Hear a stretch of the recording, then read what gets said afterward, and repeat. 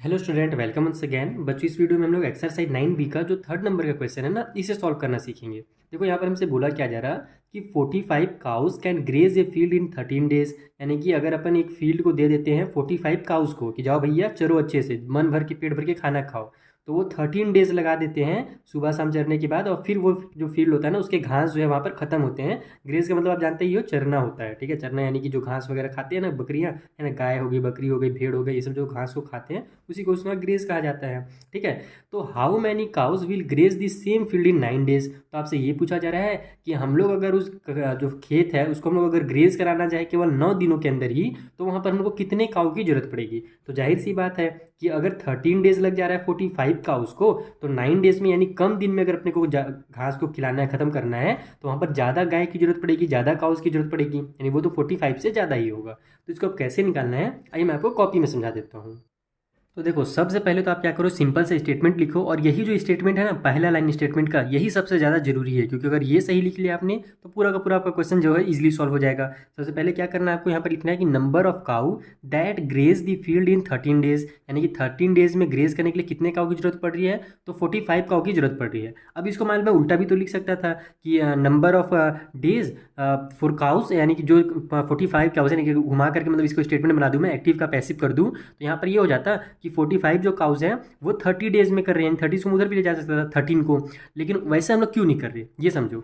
Last में आपको question क्या दिया हुआ है ना, वो आपको देखना है। जब कभी यूनिटरी मेथड वाला आपके पास क्वेश्चन है, तो सबसे पहले आप लास्ट लाइन को देखो, जो कि मैं आपको यहाँ पर समझा रहा हूँ। यहाँ पर हमसे बोला गया है कि 9 डेज में कितने काउ लगेंगे, तो आपको कुछ नहीं करना है, 1 डे का निकालना है। अगर आपने 1 डे का निकाल लिया तो जितना भी आएगा उसका 9 से मल्टीप्लाई कर दो, तो 9 डे का निकल जाएगा। समझ आया मेरी बात। तो जितनी भी क्वेश्चन है, केवल मैं इस क्वेश्चन की बात नहीं कर रहा हूँ, जितने भी क्वेश्चन है उसमें लास्ट में आप देखना कि लास्ट में आपसे पूछा क्या जा रहा है। जो भी लास्ट में पूछा जाएगा ना, उसका आप 1 का निकालना। जो भी वैल्यू दिया रहेगा, डे का दिया रहेगा, मंथ दिया रहेगा, लास्ट में जो भी दिया हुआ है उसका आप 1 का वैल्यू निकालना। अगर आपको 1 का पता चल गया तो मल्टीप्लाई कर देना फिर जितने का भी पूछा रहेगा उससे, और आपका आंसर आ जाएगा। ठीक है, तो ये लाइन बहुत ज़्यादा इंपॉर्टेंट है आपके लिए, जो मैंने अभी आपको लिखा है यहाँ पर। ठीक है, तो यहाँ पर आपने क्या लिखा कि number of cow that graze the field in 13 days. 13 days में कितने काउ लग रहे हैं, तो 45 काउ लग रहे हैं। तो अब एक दिन में कितने काउ लगेंगे, तो सेम स्टेटमेंट उतरेगा यहाँ पर, बस ये जो 13 जगह है उसके जगह पर 1 डे हो जाएगा।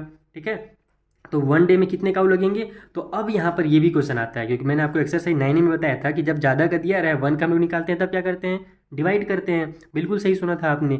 लेकिन अब आप यही दिमाग लगाओ, यहाँ पर यूनिटरी मेथड में यही होता है कि थोड़ा सा समझना बस रहता है और उसके बाद आसानी से सॉल्व हो जाता है। अब आप ये दिमाग लगाओ कि अगर मुझे एक दिन में खाना खिलाना है, यानी एक दिन में जो 45 का जो काम कर रहे थे उसको मेरे को एक ही दिन में करना है। ठीक है, जो पहले 13 डेज लगा रहे थे ना, लेकिन अब मेरे को एक ही दिन में खाना खिलाना है, सबको पूरा साफ कराना है। तब मैं यहाँ पर अगर 45 से डिवाइड दे दूंगा 13 को, तो कम काऊ हो जाएंगे। तो आप ही बताओ, कॉमन सेंस वाली बात है कि अगर 45 काउस 13 डे लगा रहे थे, तो अगर मैं 45 से कम काउ ले आऊँगा तो क्या वो एक दिन में खा करके ख़त्म कर पाएंगे क्या, बिल्कुल नहीं। वहाँ पर तो मैं जितना ज़्यादा काउ लाऊंगा उतना ही जल्दी वो ख़त्म करेंगे। इसका मतलब क्या हुआ कि अगर मुझे एक दिन में पूरा ख़त्म करवाना है, पूरा ग्रेज करवाना है फील्ड को, तो मैं वहाँ पर क्या करूँगा, 45 का मल्टीप्लाई कर दूंगा 13 से। तब जा करके मुझे पता चलेगा कि वहाँ पर कितने काउस की जरूरत पड़ रही है। समझ में आया मेरी बात। तो एक दिन में अगर मुझे खत्म करवाना है खाना, तो 45 का 13 से मल्टीप्लाई करेंगे, ना कि यहाँ पर आपको डिवाइड करना है।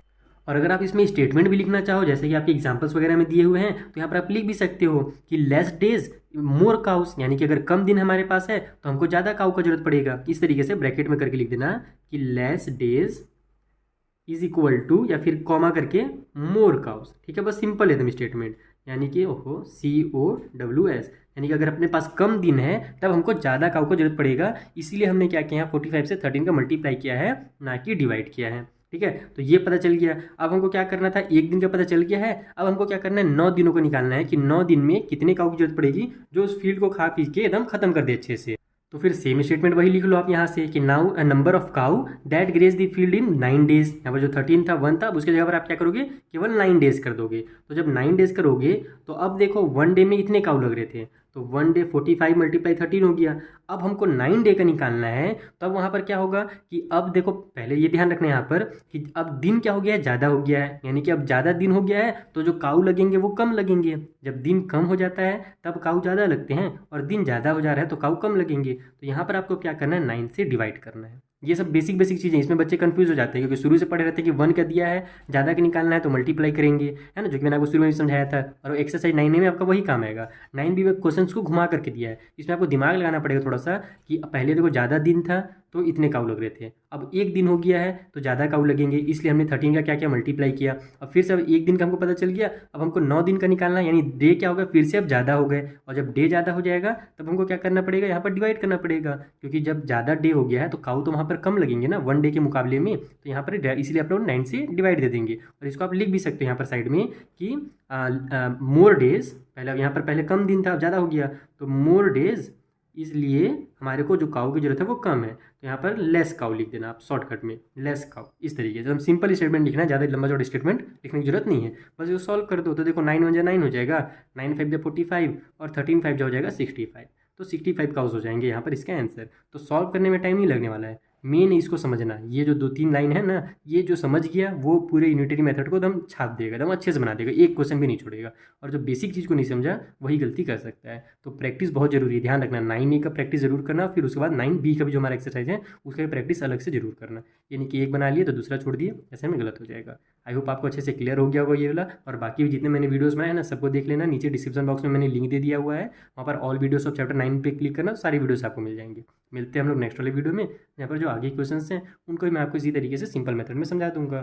Thank you for watching.